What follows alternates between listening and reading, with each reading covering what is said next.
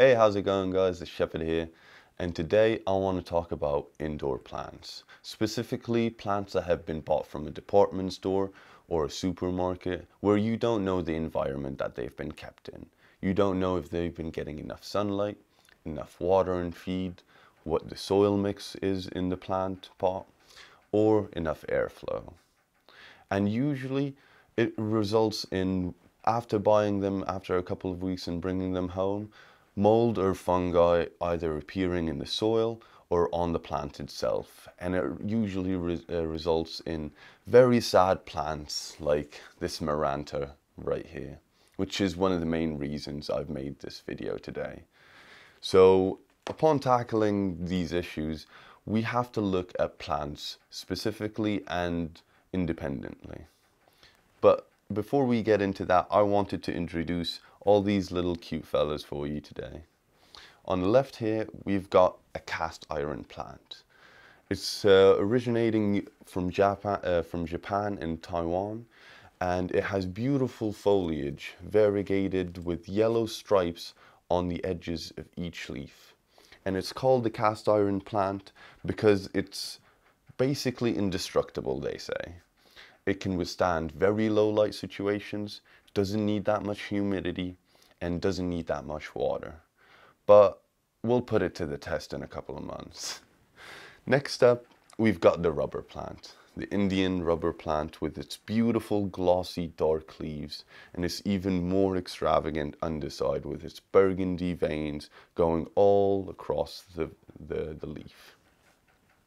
Next up, we've got the common trailing variegated ivy, which is not that spectacular, but is always a nice addition in pots, trailing over the side, and is quite pretty with its variegated leaves. Now, when it comes to this little guy, I actually can't remember its name, so I'll put that in the description in post. Now, when it comes to our sad little fella, the Maranta, the praying plant, it is very sad at the moment because it actually had a lot of mold on the soil of it, and it has a lot of mold growing onto the plant as well. Now, I've had a lot of experience growing plants from seed, sowing seeds, and growing plants and transplanting them outside. But I haven't had actually any experience or that much experience with indoor plants. And that's why I was very confused at the start when all of these store-bought plants got affected by the same exact problem, which is mold. And usually that is because the conditions are just not right, that they are kept in the store. And we're just going to get into the list of reasons or diagnoses you can do and how to treat them for each individual plant separately. So let's get into that. Now, the best thing you could do for your plants as soon as you buy them from the department or supermarket store is to repot them as soon as you get back. Because you don't know the conditions they've been kept in. You don't know if mold or fungi is already set in the soil and is about to take impact 2 weeks after you bring them back home. And with each plant individually, you have to look at the cultivation and the environment it's usually adapted to before you put them in a place in your home. For instance, this Maranta is accustomed to very wild jungle areas where it's incredibly humid, incredibly moist all the time. And I had the mistake of putting it in a very dry area on a windowsill in direct sunlight, like in my flat. And in a flat environment, this would be perfectly suited for the bathroom because it would be incredibly humid for it, it would be incredibly moist, you would have to water it often, and it'll flourish then. But if you put it on a dry windowsill in direct sunlight, because it's used to dapple shade in the jungle, it'll usually have these effects right here, which the leaves will start curling up, trying to protect itself from the dryness, the ill humidity, and the heat, and as well the sun. and you'll start realizing that mold has started to set into the soil because then the conditions for the plant is not right. Now, this is the most affected plant of these 5. So we're just gonna start off by this one, by repotting it.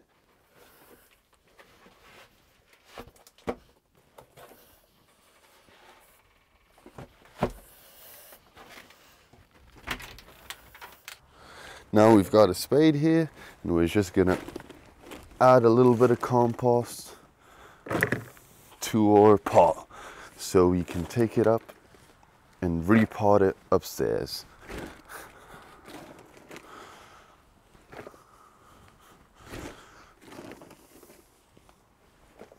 That should be enough. Now that we've got our compost, nobody wants to be doing this in the winter when it's 5 degrees outside. So I just suggest you put your compost in a big pot or in a big tub, and then you just bring it to a table and bring some sort of fabric and just lay it on the table and just work there to be able to collect all the mud and everything for easy cleaning later. So we'll just put our plants here, and then we'll do them one by one and repotting them. Now what you generally want to do is to get a spare pot, and for ease of cleaning, just put it into a plastic bag so the mud doesn't go through the drainage holes. And this pot is for putting the moldy compost, because you don't want to be putting that near any of your new compost, old compost, or any other plants in the garden. So we'll do that right here, where we're going to be starting to take off the plant from the soil, from the pot, and just disposing of the top layer of the moldy compost. When you're doing this, generally stick your finger right deep in below the roots so you don't squash any of the roots, and usually they do come out like this, root bound. Now, as you can see here, the soil is mostly unharmed except for the top layer. Now what we're going to be doing, and this is fine to be doing by hand because this mold is not harmful for you, just don't breathe it in. You scrub away with your hands half of the top layer, and we already got on the floor. And you remove all of the mold. Then after that, what you want to do is just break away all the earth until you're left with only the roots of the plant.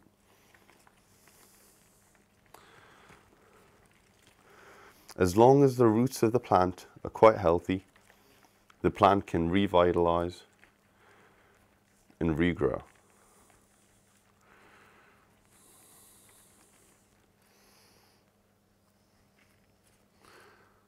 Now,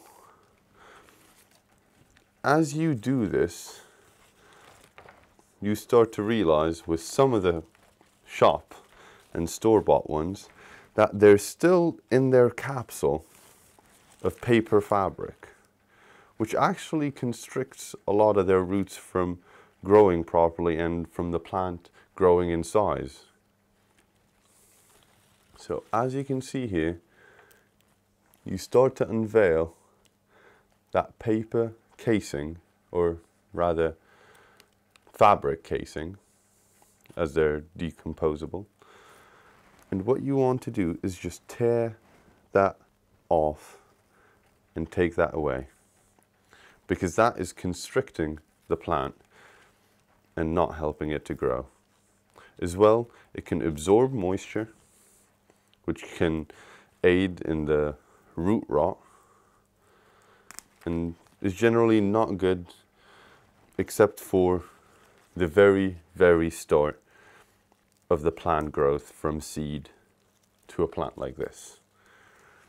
So you want to go around, just remove all of that. As you can see here, the plant has a lot of roots and is still quite healthy. So what you want to do after this is put it aside, go grab some scissors or a knife, and prune away all of the moldy affected leaves and branches. So we're just going to do that right now.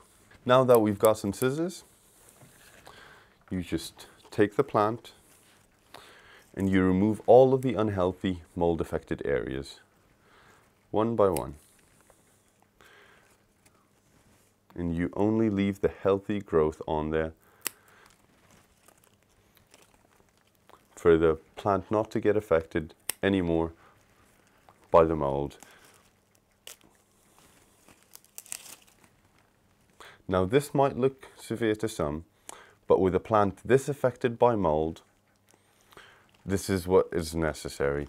And with all these healthy rhizomes and roots, the plant will flourish again, but if you put it into the right conditions, where it is humid, it is moist, and it is in a dappled shade. Now we're going to repot this in a different pot, and we'll move on to the next. And now here we've got the finished plant, able to regrow and revitalize again without any fungal growth. Now before we move on to the next, one of the most important steps is to put an antifungal into the soil with this plant again.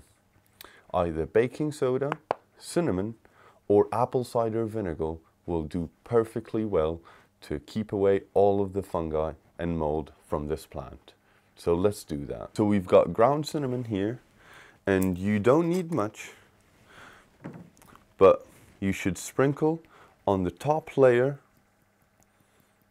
of the soil, and it is going to keep all that fungi and bad bacteria away from this beautiful plant now. So hopefully we'll be seeing some new growth with this one. So let's move on to the next. So next is the Indian rubber plant. Since this is in a very small pot, I think it needs a bigger pot for it to be able to grow a lot more.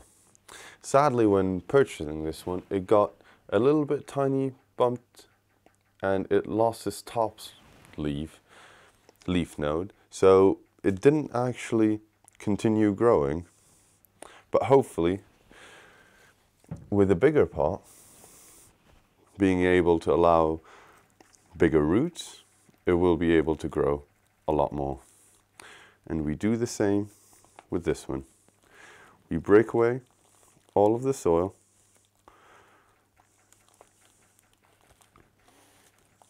until we only have the roots. And you do this just gently by massaging the roots and the soil away. Now this one had minimal mold to begin with, so it is very likely that it's going to grow into a very healthy shape. As you can see, it hadn't been affected as much as the first plant, the praying plant, which was quite sad, and we had to be quite harsh with that one. But it needed it, and it will be a lot healthier because of it. So as you can see with this plant as well, it has a healthy amount of roots. And then we just bring a bigger pot, or rather, let's bring an even deeper pot. It's still not that deep, but like it's quite convenient for this size. And you bring new compost and you break it up for the roots to be able to grow into it and spread without effort. Now you put a tiny bit in first, and then you hollow out the middle a tiny bit, and you place the rubber plant right here, and you try and avoid overcrowding the crown of the plant with too much soil, or else it'll rot away as well. Now you want to compact it a tiny bit, but not too much, so the roots get into contact with the soil. And just like with the last plant, we also will sprinkle a bit of antifungal ground cinnamon on this one.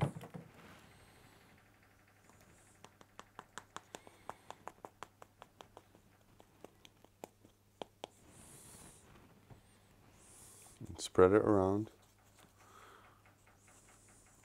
And there we go.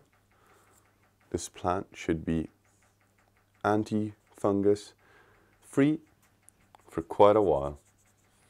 And we set it aside. Now the rubber plant actually doesn't need as much humidity as the Monatra, as it's capable of withstanding quite high heat, but its perfect optimal temperature is between 16 to 25 Celsius.